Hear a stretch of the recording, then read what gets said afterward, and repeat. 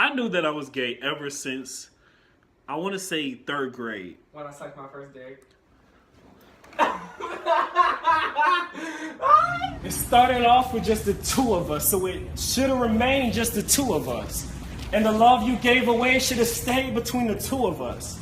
I remember when one became the two of us, so we experienced feelings that was new to us. Everybody's coming out story is not the same, but everybody, like, people don't want to talk about their coming out story because, with coming out comes a lot of, pain and growth and things like that, so people don't want to talk about it, so instead they try to sugarcoat it and mask a lot of stuff. But obviously your coming out story has made you the person you are today because it was a major part of your life.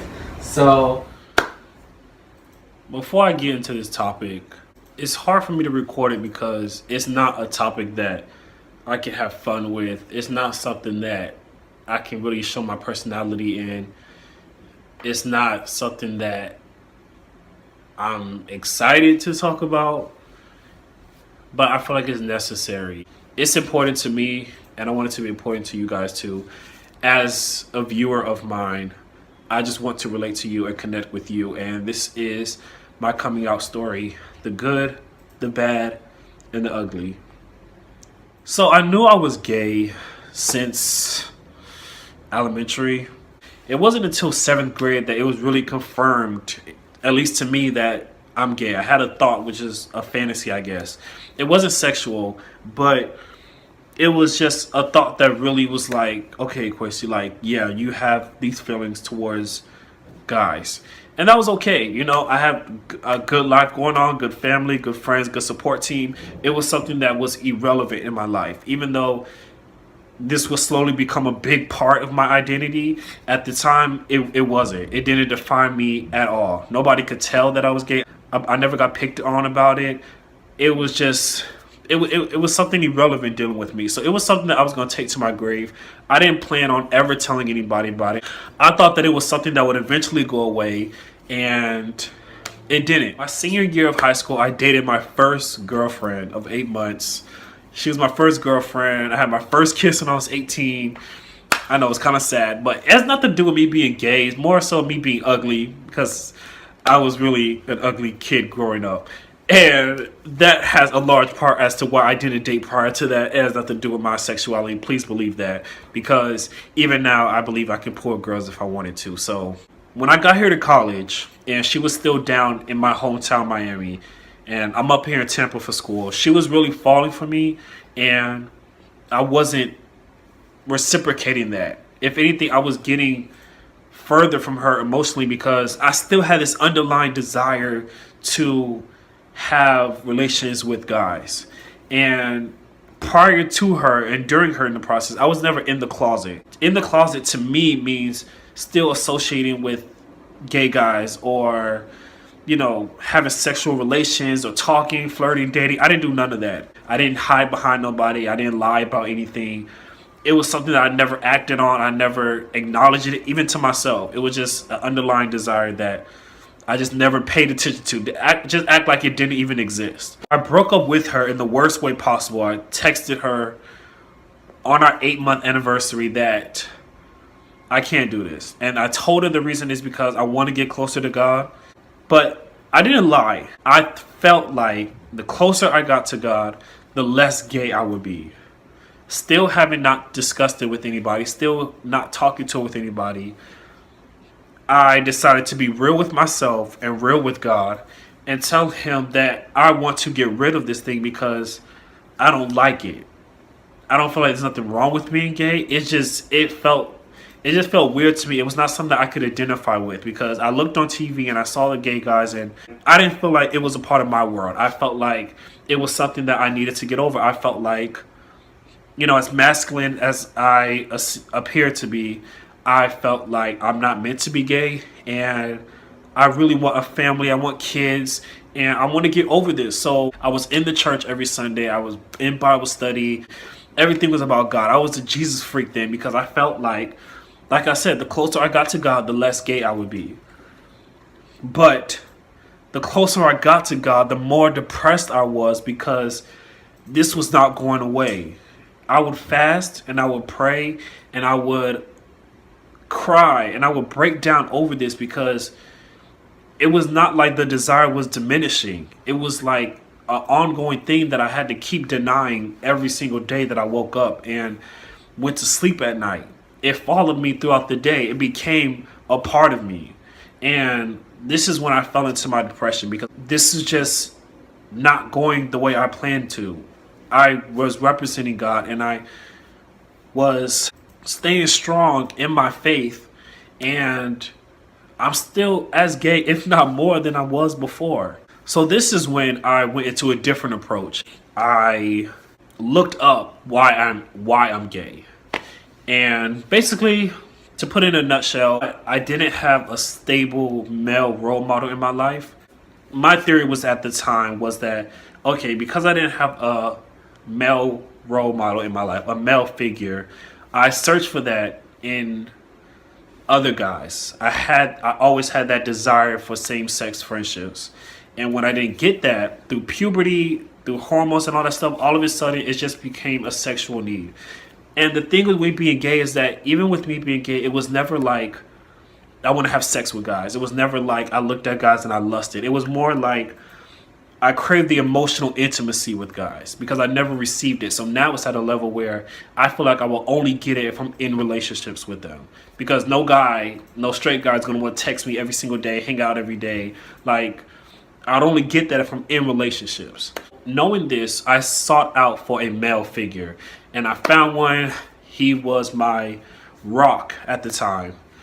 I'm not going to give too much detail because I am going to talk about it in my third book.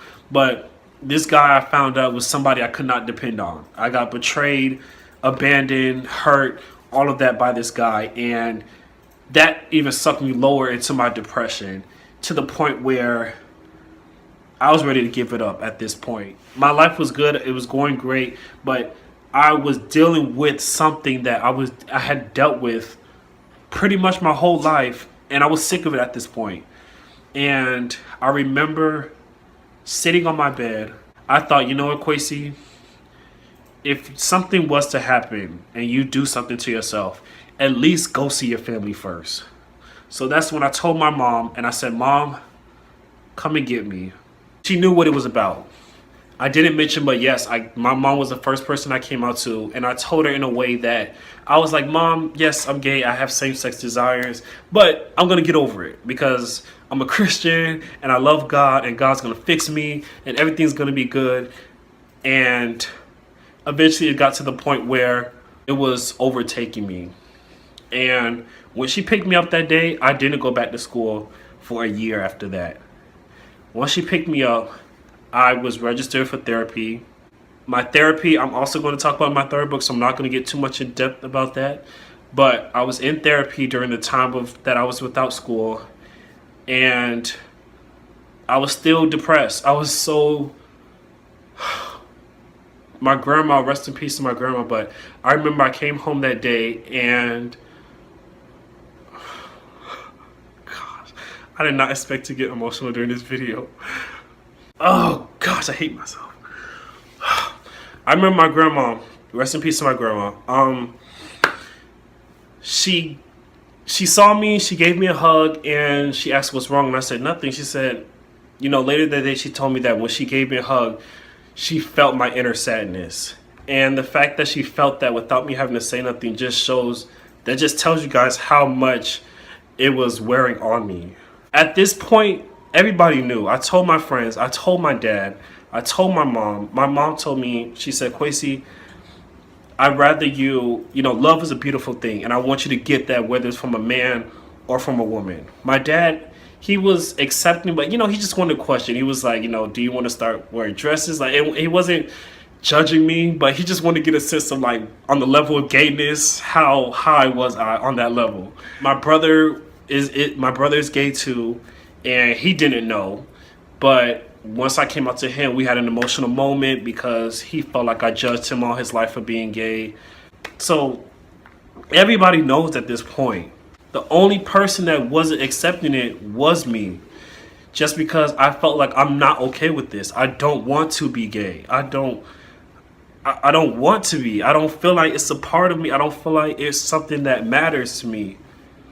So my depression really sunk in, and it got to a point where I asked myself, and I had a conversation with myself, and I said, Kwesi, you spent all this time hating yourself and denying yourself and pretty much just being oblivious to the fact that you had these feelings and you're not okay with it. Why don't you just try accepting it? And so summer of 2015, even though I was already out, I decided to date. I got to know guys. I met up with guys. Still, you know, had to have sex at this point. But I was just dating. I was dating, getting to know guys, other gays. And I found, in a sense, I found my belonging. I found that, you know, not all gay guys are the same. And I fit in. I felt a sense of belonging. I can relate to them. They relate to me. We get each other. We can connect on something together.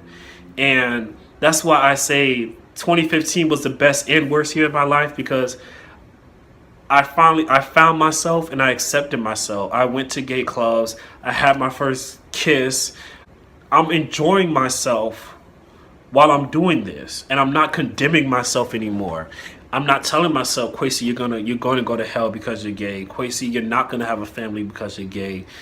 People are gonna look at you because you're gay. You're gonna lose friends because you're gay.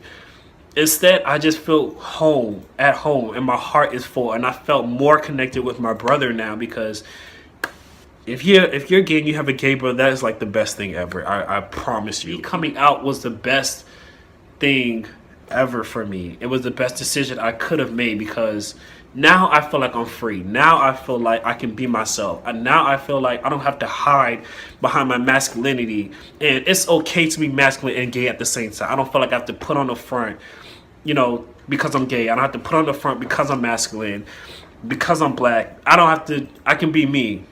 But even after all of this, it still wasn't 100% I accept myself. It was still a process all through 2015, all through 2016. It was still an everyday process of accepting this is who I am, and realizing that my life may not turn out the way I envisioned it to be.